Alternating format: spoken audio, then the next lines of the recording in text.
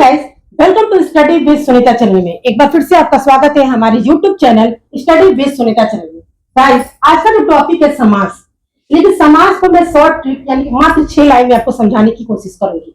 समास की मैं बहुत लॉन्ग वीडियो पूरा अच्छे से डिटेल्स में आपसे मैं वीडियो बनाई हूँ और अच्छे से समझाई भी हूँ, लेकिन कुछ बच्चों का डिमांड था, मतलब मेरे कोचिंग के बच्चों का ये डिमांड था कि मैम आप उस समास को कुछ ऐसे शॉर्ट ट्रिक से बताइए ताकि मुझे जल्दी से समझ में आ जाए। इसीलिए मैंने समास को शॉर्ट ट्रिक के माध्यम से आपको समझाने की कोशिश की है और मैं उम्मीद करती हूँ कि आपको अच्छे से समझ में भी आएगा। ठीक है ना? इसी के माध्यम से आप पहचान जाएंगे कौन से समास होते हैं और क्या होते हैं। ठीक है, चलिए स्टार्ट करते हैं। स्टार्ट करने से पहले एक बार फिर से आपका स्वागत करते हैं हम अपने YouTube channel study with Sunita channel में। चलिए, किसी भी टॉपिक को पढ़ने से पहले सबसे पहले उसकी हमको परिभाषा पढ़नी होती है। ठीक है, तो हमको क्या पढ़ना है? समास।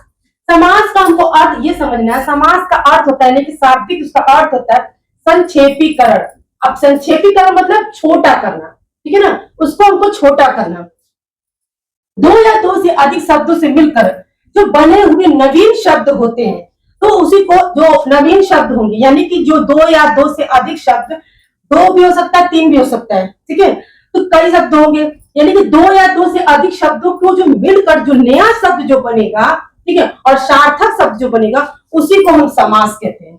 उसी को हम क्या कहते हैं? समास कहते हैं। ये आपको समझना था। यानी कि उसका मतलब संक्षेपीकरण तो समास का होता है, ठीक है ना, उसका शाब्दिक अर्थ। लेकिन समास की जो परिभाषा होती है, दो या दो से अधिक जो शब्द है उनको जो मिलकर जो नया शब्द बनता है, उसी को हम क्या कहते हैं? समास कहते हैं। ठीक है ना? उसके बाद देखिए, अब समास में दो पद होते हैं। एक होता है पूर्व पद, दूसरा होता है उत्तर पद।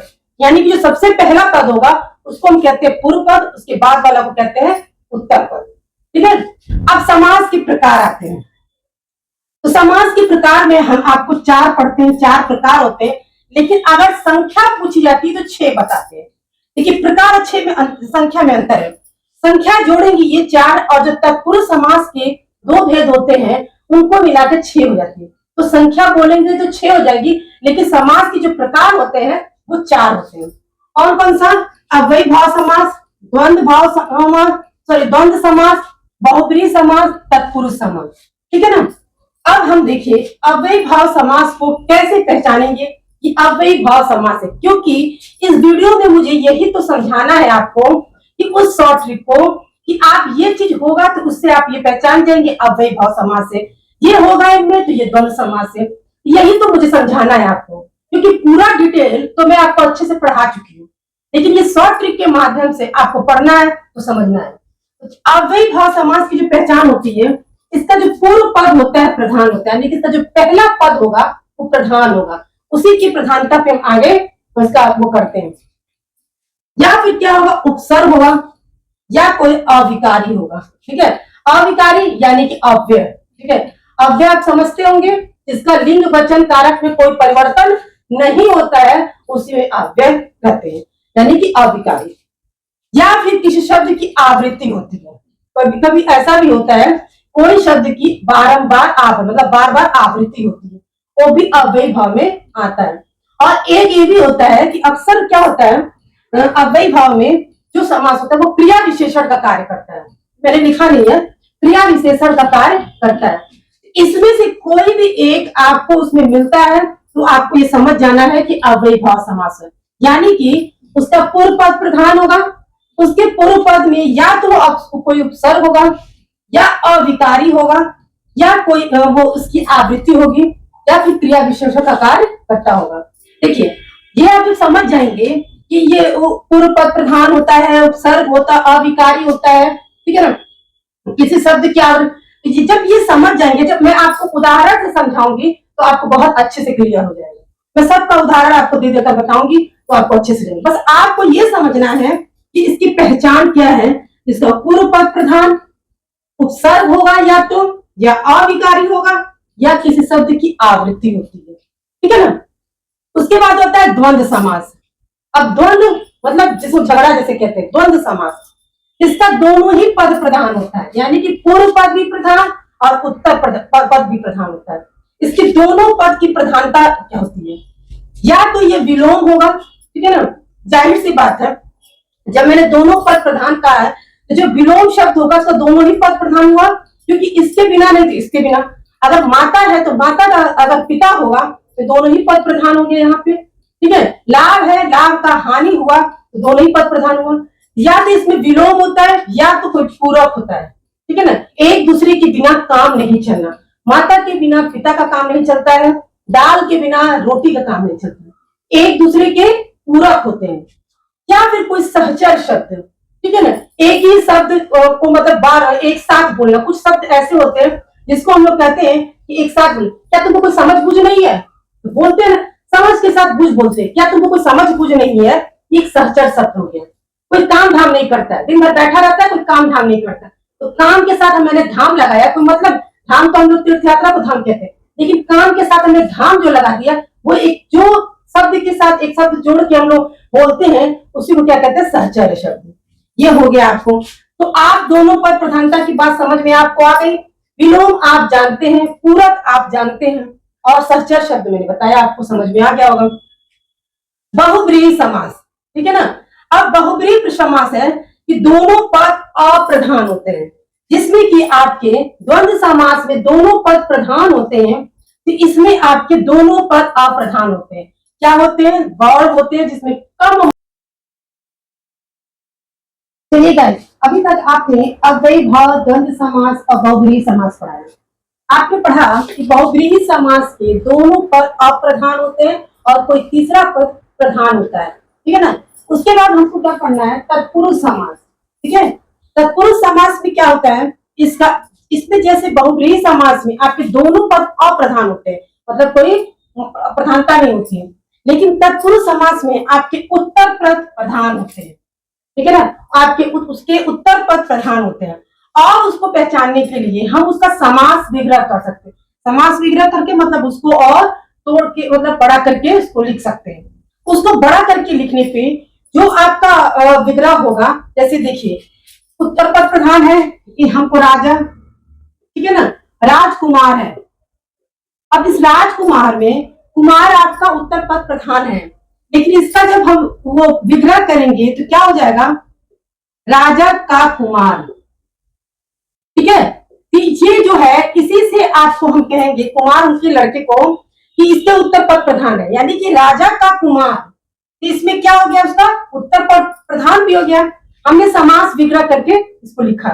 एक और पहचान कर सकते हैं, इस पूर्व के पद के बाद, ठीक है ना, इस आपके तत्पुरुष समास में पूर्व पद के बाद कारक चिन्ह आते हैं। ठीक है ना, ये भी एक पहचान है कि पूर्व पद के बाद कारक चिन्ह आते हैं।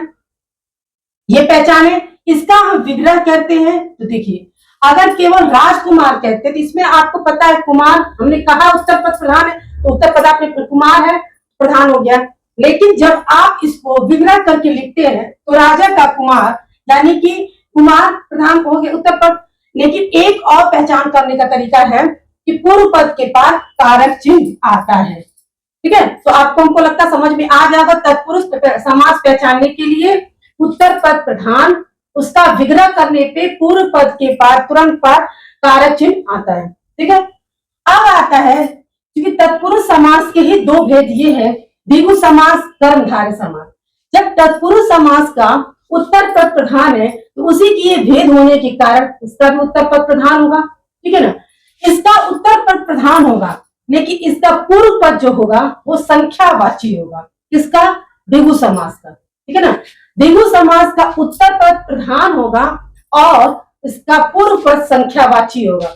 जैसे तिराहा, तिराहा, ठीक है ना, इसका पूर्व पद क्या है, प्रधान है। अरे सॉरी, इसका पूर्व पद क्या है, संख्यावाची। ठीक है, मतलब तीन, ठीक है ना, तिराहा, नौ ग्रह। ठीक है ना, इस तरह का जो भी रहेगा आप क्या होगा, जो संख्यावाची वाले होंगे वो आप इस तरह से भी पहचान सकते हैं कि संख्यावाची जो समास होगा वो द्विगु समास होगा। और जब द्विगु समास में हमेशा पूर्व पद ही संख्यावाची होगा, लेकिन प्रधानता किसकी दी गई है, आपको उत्तर पद की। ठीक है ना, उसके बाद आता है कर्मधारय समास। इसके जो भेद है तत्पुरुष समास के, कर्मधारय समास, इसमें भी आपको जब उसी के भेद है, इसका भी उत्तर पद प्रधान होगा। ठीक है ना, लेकिन इसमें उपमेय और उपमान आता है और विशेषण विशेष से, ठीक है। तो आपको उपमेय उपमान आपको नहीं समझ में आ रहा, लेकिन मैंने बहुत डिटेल से बताया है, ठीक है, उपमेय उपमान विशेष विशेष, लेकिन फिर भी मैं आपको यहाँ बता भी रही हूँ और मैंने थोड़ा सा हल्के में लिख दिया है ताकि जब भी आप वीडियो देखिए और आपको कंफ्यूजन हो समझ में आए। उपमेय का मतलब कोई जिस मुख्य वस्तु के बारे में हम बात कर रहे हैं, ठीक है ना, बात कर रहे हैं, हो रही है, वो उसको कहते हैं उपमेय, ठीक है ना। उपमान बस वो वस्तु जिससे उसकी तुलना की जा रही है, वह वस्तु जिससे उसकी तुलना की जा रही है वो हो जाएगा उपमान, ठीक है ना। ये आपके ये नहीं, ये हम विशेषण विशेष मैंने आरओ एग्जाम के लिए जो तैयारी करवाई है उसमें भी आपको मैंने बहुत डिटेल और अच्छे से पढ़ाया है लेके, ठीक है। आपको मैं यहाँ एक बार फिर से अच्छे से बता दूं, विशेषण तो आप जान ही रहे हैं, यहाँ संज्ञा सर्वनाम की विशेषता बताई जाए, विशेषण है। अब आता है विशेष, तो विशेष देखिए जिस संज्ञा की विशेषता बताई जाती है वो तो आपका विशेष से होता है, लेकिन मैं मूल शब्द जो उसमें होता है वो भी विशेष से होता है, ठीक है। वो विशेष जैसे उस मूल शब्द से जो नया शब्द जो बनता है वो आपका विशेषण हो जाता है, ठीक है। तो और जिस विशेष से आपके जो मूल शब्द से जो नवीन शब्द बनता है वो विशेषण, अब वो मूल शब्द विशेष हो जाते हैं, और यानी कि जिस संज्ञा की विशेषता बताई जाएगी वो विशेष से।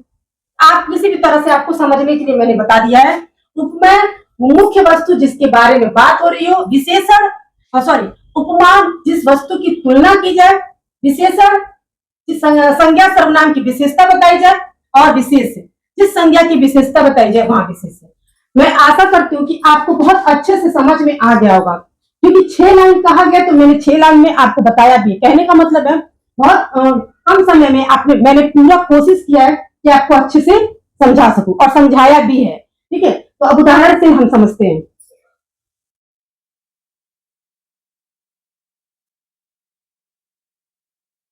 चलिए गाइस, अभी तक आपने परिभाषा, भेद, उसके उसमें कैसे हम पहचानेंगे, सब कुछ मैंने बताया आपको, ठीक है ना। अब मैं सारे समास के आपको उदाहरण 5-4 उदाहरण मैंने लिखा है, उन उदाहरणों से आपको ये समझ में आ जाएगा कौन सा समास है, ठीक है। तो मैं आपको उदाहरण से भी समझा देती हूँ, यानी कि पूरे टॉपिक को मैंने बहुत शॉर्ट ट्रिक के माध्यम 6 लाइन में आपको मैंने समझा दिया है, ठीक है ना। कुल मिलाकर 10 से 12-15 मिनट के वीडियो में इतने बड़े टॉपिक को मैंने आपको क्लियर से और बहुत अच्छे तरीके से समझा दिया है कि आप जब वीडियो देखेंगे तो आपको समास में पूरी गारंटी देती हूँ कि नहीं भूल सकते हैं, ठीक है। चलिए समझते हैं क्या अव्ययी भाव। अव्ययी भाव में मैंने बताया था आपको या तो उपसर्ग होगा या अविकारी होगा, या तो वो काम क्या कैसे करता है, क्रिया विशेषण का काम करता है। तो देखिए यहाँ पे क्या है, आ क्या है, उपसर्ग, तो आप समझ जाएंगे कि यह अव्ययी भाव है। यथा भी आपका अव्ययी भाव सॉरी उपसर्ग। प्रतिदिन, ये भी आपका क्या है, प्रति आपका उपसर्ग, आ भी उपसर्ग और प्रति भी उपसर्ग, ये सब आपके इसमें उपसर्ग जुड़े हुए हैं।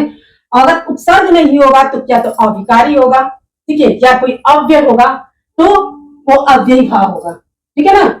अव्ययी भाव यानी अव्यय जो होगा वो कोई परिवर्तन नहीं होगा, तो ये आपके अव्ययी भाव हो गए। द्वंद्व समास में आपका क्या था, ठीक है, द्वंद्व समास में या विलोम होगा, पूरक होगा, सरचर्य होगा। तो देखिए अब राम लक्ष्मण क्या है, एक दूसरे की पूरक है। राम के बिना लक्ष्मण अधूरे, लक्ष्मण के बिना राम अधूरे, तो एक दूसरे की पूरक है।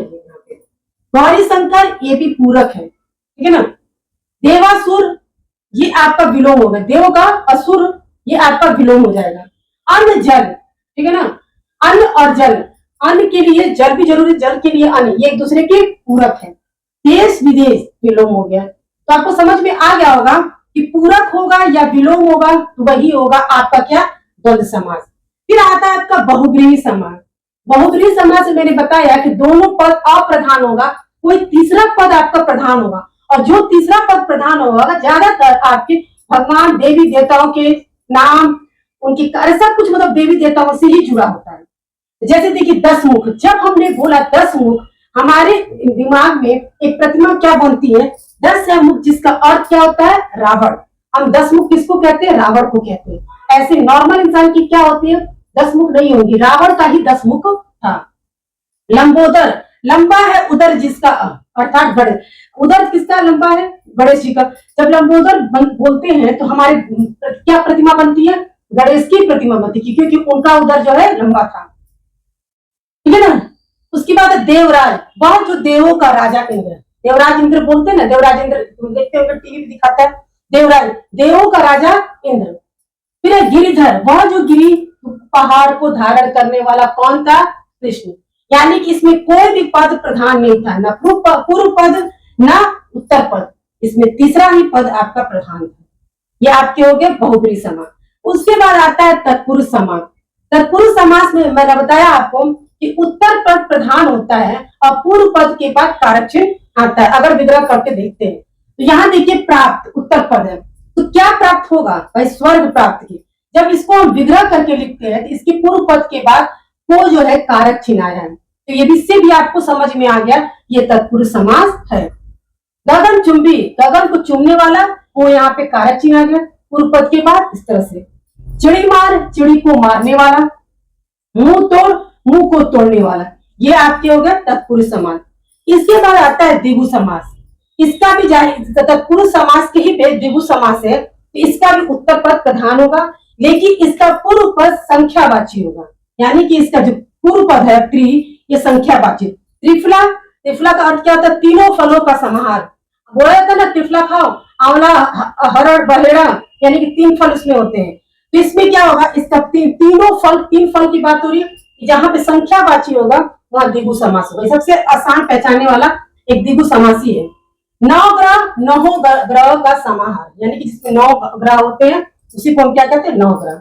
इसके बाद आता है कर्मधारय समास। इसमें उपमेय, उपमान और विशेषण विशेष्य की बात हुई है।